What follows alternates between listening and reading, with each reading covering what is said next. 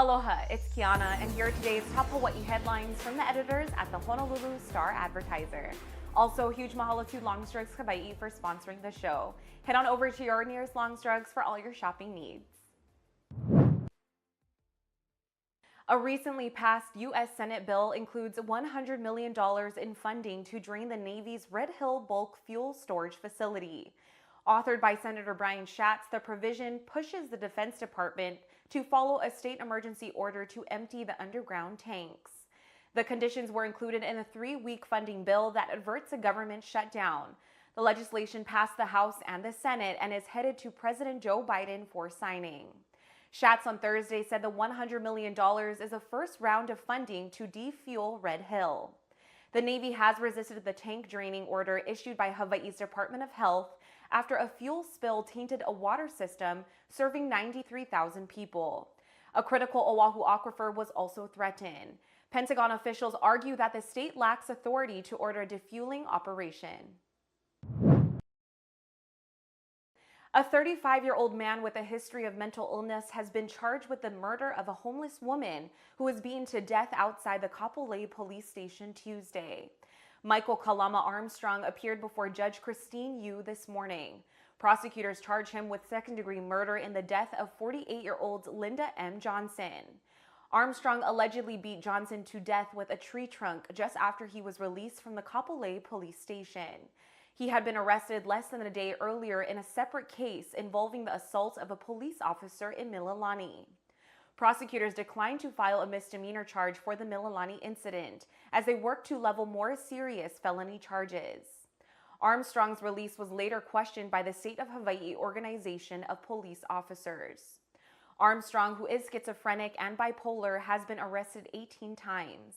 A preliminary hearing in the murder case is scheduled for February. State labor negotiators and one of Hawaii's larger public workforce unions have agreed on a new contract that will increase worker wages. The deal with United Public Workers will see pay raises of about 4% to 5% in each of the next 3 fiscal years. Representatives for around 6,000 blue-collar workers began negotiating with Governor David Ige's administration almost 2 years ago. During much of the negotiation period, Ige was exploring potential labor savings as a local economy crashed due to the pandemic. The situation has changed, with the state now anticipating a budget surplus of around $1 billion, thanks to government infusions and a rebounding economy. The new collective bargaining contract is retroactive to the start of July. Members working at that time are set to receive a one-time $1,000 payment under terms of the new deal. Lawmakers will now consider how to fund the negotiated pay increases.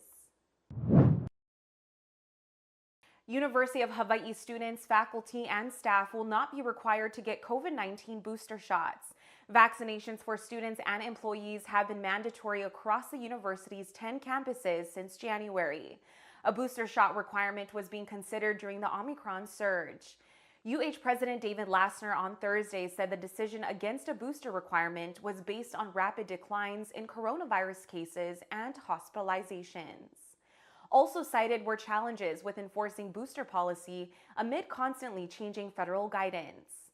While boosters will not be required at this time, Lassner said that UH strongly encourages getting the shot. The university's vaccination policy will continue through at least the summer and fall terms.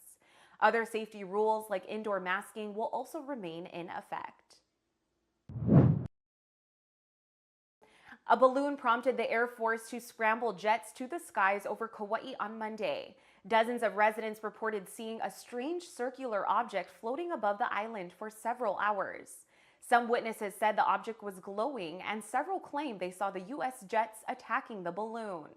Explosions were also reported, but an Air Force spokesperson said Thursday that responding aircraft did not open fire. Balloons are commonly used for weather analysis and other scientific research. Some military and intelligence agencies also use balloons for surveillance. The Air Force is closely tracking and evaluating the object.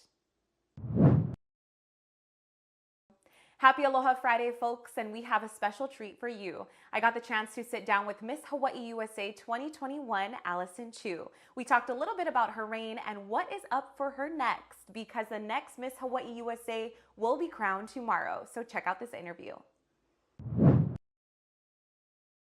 Aloha, we are back in the Star-Advertiser studio, and I'm sitting next to the Miss Hawaii USA 2021, Miss Allie Chu.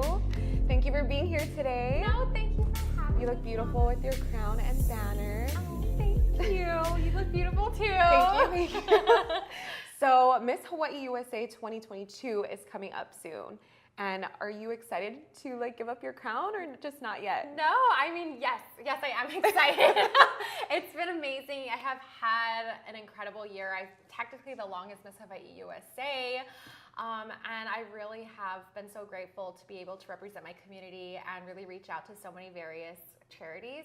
I work with Best Buddies. I became an official champion during my year, and I've been promoting sun safety awareness. So make sure to always use sunscreen and reef safe sunscreen through my hashtag #SafeInTheSunHawaii. And it's just been really amazing, and I couldn't have asked for a better year. Amazing. And speaking of that, Miss USA was a month ago, I would say. Yes. How was that experience for you? Oh my gosh, it was so amazing and crazy all at the same time. We're basically there for an entire 10-day experience.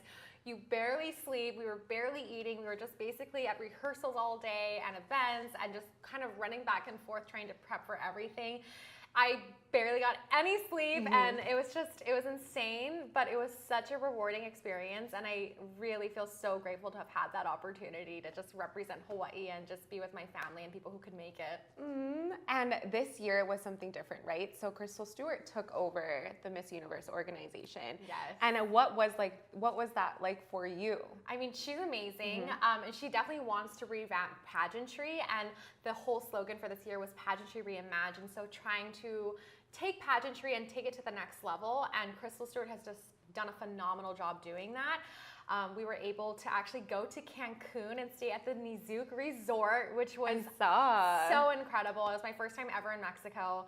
And just doing things like that, being able to put pageantry more in the forefront of pop culture has just been a huge motive, I guess, for the pageant. And I feel so honored to have had her as a huge mentor during this whole process. For the full interview, head on over to our Star-Advertiser YouTube and Facebook pages. For more on these stories and all the latest headlines, subscribe to the Honolulu Star-Advertiser. Visit Hawaii's top source for breaking news online at staradvertiser.com and download the Star-Advertiser mobile app. Mahalo, have a great weekend, and we'll see you back here on Monday.